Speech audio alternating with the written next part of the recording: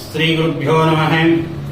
ಆತ್ಮೀಯ ಶ್ರೀ ಬಸವೇಶ್ವರ ಜ್ಯೋತಿಷ್ಯ YouTube channel ಎಲ್ಲ ನನ್ನ ಪ್ರೀತಿಯ ವೀಕ್ಷಕರಿಗೆ ಆರ್ಥಿಕ ಸುಸ್ವಾಗತವನ್ನು ಕೋರುತ್ತೇನೆ. ಪ್ರೀತಿಯ ವೀಕ್ಷಕರೇ, ಸೆಪ್ಟೆಂಬರ್ ತಿಂಗಳ ಕುಂಭ ರಾಶಿಯ ಮಾಸಿಕ ಭವಿಷ್ಯವನ್ನು ನಾವು ನೋಡ್ತಾ ಇದ್ದೀವಿ. ಕುಂಭ ರಾಶಿಯವರಿಗೆ ಯಾವ ಗ್ರಹದಿಂದ ಆರ್ಥಿಕ ಲಾಭ ಇದೆ ಅನ್ನುವಂಥದ್ದು ತಿಳಿದುಕೊಂಡು ಬರೋಣ. ಜನ್ಮ ಶನಿ ಇದ್ದಾನೆ, 7.5 ನಡೀತಾ ಇದೆ. ಆದ್ರಿಂದ ನಾವೇನೇ ಎಚ್ಚರಿಕೆಯಿಂದ ಇರಬೇಕು ಅನ್ನುವಂಥದ್ದು ನೋಡ್ಕೊಂಡು ಬರೋಣ.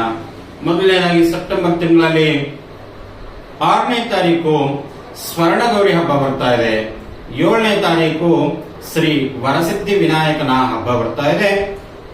16ನೇ ತಾರೀಕು ಶ್ರೀ ಅನಂತ ಪದ್ಮನಾಭ ವೃತ ಬರ್ತಾ ಇದೆ. ತಾವೆಲ್ಲರೂ ಕೂಡ ಆಚರಣೆಯನ್ನ ಮಾಡಿ. ಜೊತೆಗೆ ಗ್ರಹಗಳ ಪರಿವರ್ತನೆಯನ್ನು ನೋಡ್ಕೊಂಡು ಬರೋಣ. ಜನ್ಮದಲ್ಲಿ ಶನಿ ಸ್ಥಿತನಾಗಿದ್ದಾನೆ, ಕುಟುಂಬ ಭಾವದಲ್ಲಿ ರಾಹು ಸ್ಥಿತನಾಗಿದ್ದಾನೆ, ಚತುರ್ಥ ಭಾವದಲ್ಲಿ ಗುರು ಸಂಚಾರವನ್ನ ಸ್ಥಿತರಾಗಿದ್ದಾರೆ. ಜೊತೆಗೆ ಪಂಚಮ ಭಾವದಲ್ಲಿ ಕುಜ ಸಂಚಾರವನ್ನ ಮಾಡ್ತಾ ಇದ್ದಾರೆ. ಜೊತೆಗೆ ಸಪ್ತಮ ಭಾವದಲ್ಲಿ ಬುಧ ಸಂಚಾರವನ್ನು ಕೂಡ ಮಾಡ್ತಾ ಇದ್ದಾರೆ. ಇನ್ನ ಅಷ್ಟಮ ಭಾವದಲ್ಲಿ ರವಿ ಸಂಚಾರ ಮಾಡ್ತಾ ಇದ್ದಾರೆ, ಕೇತು ಸ್ಥಿತನಾಗಿದ್ದಾನೆ. ಇನ್ನು 9ನೇ ಭಾವದಲ್ಲಿ ಶುಕ್ರ ಸಂಚಾರವನ್ನ ಮಾಡ್ತಾ ಇದ್ದಾರೆ. ನಾವು ಯಾವಾಗಲೂ ಕೂಡ ಜ್ಯೋತಿಷ್ಯ ಭಾಗದಲ್ಲಿ ಮಕರ ಮತ್ತು ಕುಂಭ ರಾಶಿಯನ್ನ ರೋಗ ರಾಶಿ ಅಂತ ಕರ್ಕೊಳ್ತೀವಿ.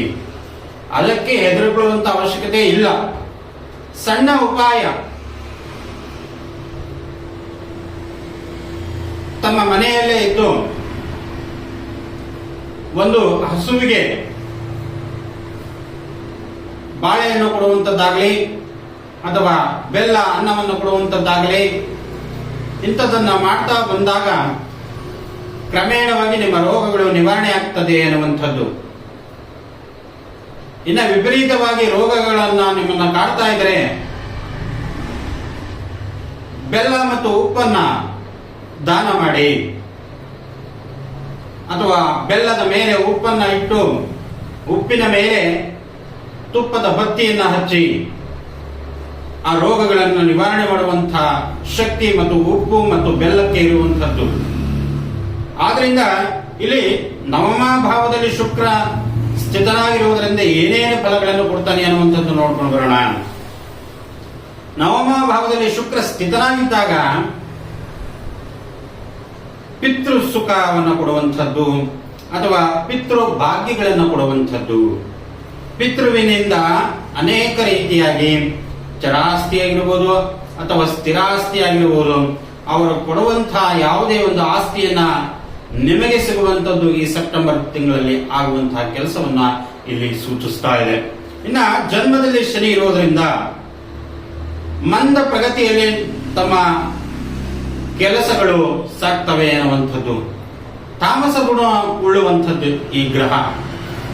ತಾಮಸ ಗುಣ ಅಂತಂದ್ರೆ ಬಹಳ ನಿಧಾನಗತಿಯಲ್ಲಿ ಈ ಗ್ರಹದಿಂದ ಫಲವನ್ನ ಅನುಭವಿಸ್ತೀರಾ ಅನ್ನುವಂಥದ್ದು.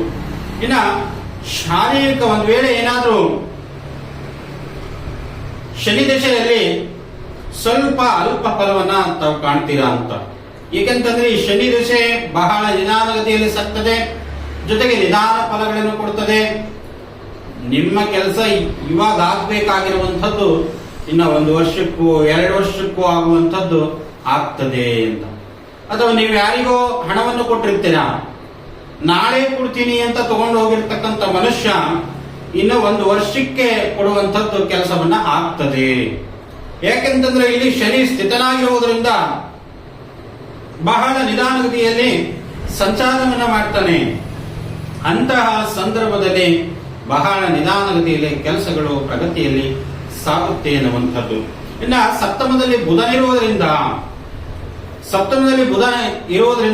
ಸೂರ್ಯ ಏನಾದ್ರೂ ತಾತ್ಕಾಲಿಕವಾಗಿ ಮಿತ್ರನಾಗಿದ್ರೆ ರೂಪವಂತನು, ಗುಣವಂತನು, ಯಶೋವಂತಳು ಹೆಂಡತಿಯು ದೊರೆಯುತ್ತಾಳೆ ಎನ್ನುವಂಥದ್ದು.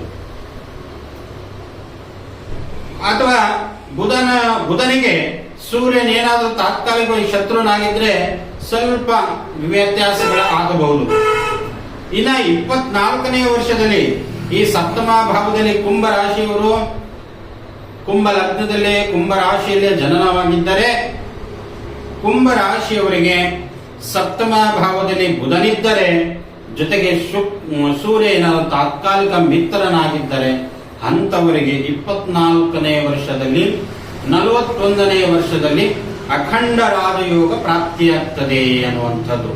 24ನೇ ವರ್ಷದಲ್ಲಿ ಅಥವಾ 41ನೇ ವರ್ಷದಲ್ಲಿ ಅಖಂಡ ರಾಜಯೋಗವನ್ನ ಪ್ರಾಪ್ತಿಯಾಗುವಂಥದ್ದು ಆಗ್ತದೆ. ಇನ್ನು ಪಂಚಮದಲ್ಲಿ ಕುಜನಿದ್ದರೆ, ಬುಧ ಏನಾದರೂ ತಾತ್ಕಾಲಿಕವಾಗಿ ಮಿತ್ರನಾಗಿದ್ರೆ ಕುಜನಿಗೆ, ಅಂತವರು ಕುಜನ ಜೊತೆಯಲ್ಲಿದ್ದರೆ ಬುಧ ಇಂಜಿನಿಯರಿಂಗ್ ಓದುವಂಥದ್ದಾಗ್ತದೆ. ವೈದ್ಯಕೀಯ ಕ್ಷೇತ್ರದಲ್ಲಿ ಉತ್ತಮ ಸಾಧನೆಯನ್ನ ಮಾಡುವಂತರಾಗ್ತೀರಾ. ಜೊತೆಗೆ ಶಬ್ದ ಶಾಸ್ತ್ರಗಳಲ್ಲಿ ಪಂಡಿತನಾಗುವಂಥದ್ದಾಗ್ತದೆ. ಅಥವಾ ಕುಜನು ರಾಜ ಯೋಗ ಕಾಲದಲ್ಲಿ ಹೊಸ ಹೊಸ ಪರಿಶೋಧನೆಗಳನ್ನು ಮಾಡುವಂಥದ್ದಾಗ್ತದೆ. ಅಥವಾ ಬಹು ಭಾಗ್ಯಗಳನ್ನ ಕೀರ್ತಿಗಳನ್ನ ಗಳಿಸುವಂಥದ್ದು ನಿಮ್ಮದಾಗಿರುವಂಥದ್ದಾಗ್ತದೆ. ಇನ್ನು ಬುಧನೇನಾದರೂ ಶತ್ರುವಾದರೆ ವಿದ್ಯಾ ಭಂಗ ಆಗುತ್ತೆ ಅಥವಾ ಸಂತಾನ ಸ್ವಲ್ಪ ನಷ್ಟ ಆಗಬಹುದು. ಅದರಿಂದನೂ ಕೂಡ ಇಲ್ಲಿ ಎಚ್ಚರಿಕೆಯನ್ನು ವಹಿಸಿಕೊಳ್ಳಿ. ಇನ್ನ ಗುರು ದಶಮ ಚತುರ್ಥ ಭಾವದಲ್ಲಿದ್ರೆ, 4ರಲ್ಲಿ ಚತುರ್ಥ ಗುರು ಏನಾದ್ರು ಇದ್ರೆ ತಾತ್ಕಾಲಿಕವಾಗಿ ಮಿತ್ರನಾಗಿದ್ದರೆ ದೀರ್ಘಜೀವಿಯು ಮಾತೃ ಸುಖ ಉಳ್ಳವನು ಆಗ್ತಾನೆ.